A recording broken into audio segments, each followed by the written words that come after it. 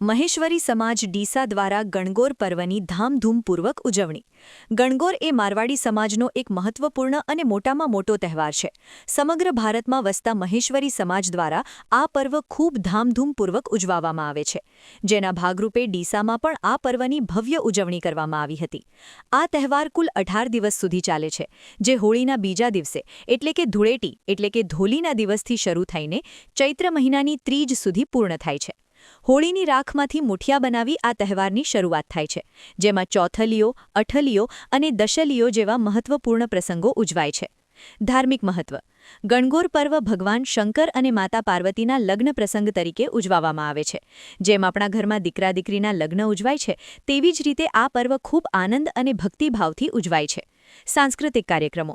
આ પ્રસંગે મહેશ્વરી સમાજની બહેનો દ્વારા મહેંદી રસમ, ગણેશ સ્થાપના, ગીત અને અન્ય સાંસ્કૃતિક કાર્યક્રમો યોજાયા હતા.